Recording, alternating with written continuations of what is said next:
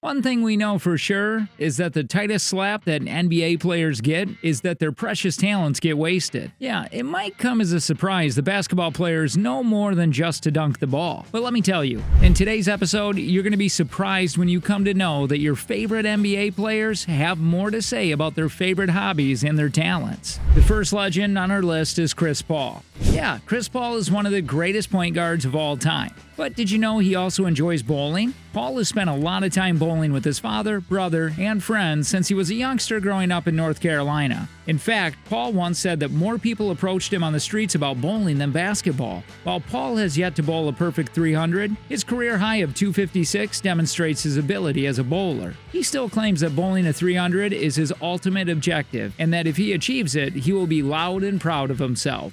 Damian Lillard.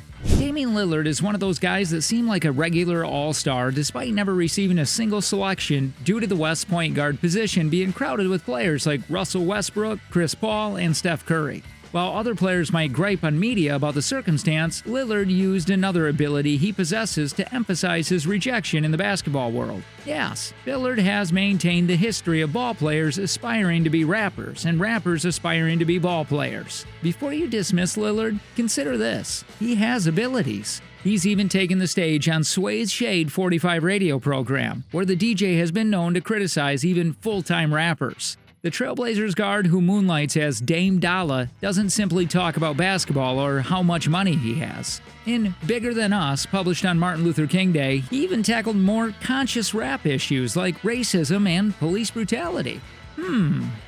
C.J. McCollum. The Portland Trailblazers seems to have one of the most intriguing backcourts in the N.B.A. Damian Lillard's affinity for rap music and C.J. McCollum's passion for journalism combined to form a complex, intriguing collaboration. McCollum majored in journalism at Lehigh University and graduated with honors. McCollum places a high priority on his education and feels that other student athletes should complete their studies before entering the professional ranks. McCollum has written for several N.B.A. websites, but most recently used his journalism degree to work as a one-week intern for the Players Tribune during draft week, assisting the editorial team in covering the draft, interviewing players, and even sitting down for a one-on-one with NBA Commissioner Adam Silver. Now we have Paul George. Paul George was able to enjoy his favorite sport of fishing for a couple of months in 2015. George enjoys nothing more than being on the lake and enjoying those moments of calm away from the frenzy of the NBA.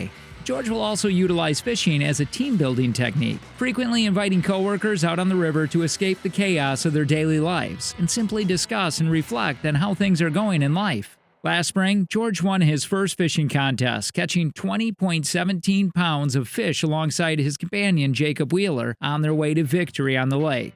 Next, we have Rajon Rondo. You might argue that Rondo is the most intriguing player in the NBA. Rondo, known for his tremendous passing and basketball IQ, also has numerous abilities off the field. But did you know that Rondo is also an outstanding Connect 4 player? Yeah, it's the game Connect 4. Rondo's main love in life, outside of basketball, is this small game. This may be the most exciting and unexpected secret player skill, and I wouldn't expect anything less from the great point guard. Shaquille O'Neal. Yes, what if we say that he is better than you at just about everything?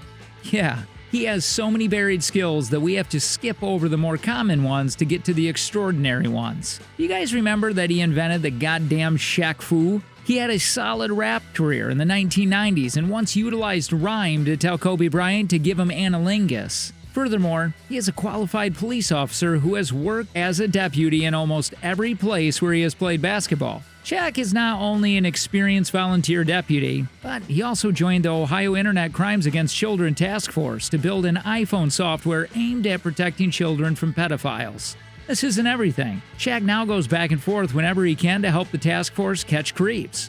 Oh, and he did all of this while leading the Miami Heat to a championship. That's something. So, he's now a skilled cop and cybercrime fighter who can jump above a man's head. What's next? Becoming a world-famous DJ of electronic dance music? Yup, Shaq created his new EDM character, DJ Diesel, in 2015. And before the end of the year, he was performing on the main stage at the EDM festival Tomorrow World. Well, you could say Shaquille O'Neal is a huge Batman who is also a musical genius and basketball MVP. But he isn't the leader of the free world or anything, at least not yet. In 2012, he received his education doctorate in human resource development with a thesis on leadership. But that doesn't mean he's now ready to progress into the next stage of mankind and become our wonderful but terrible leader, does it?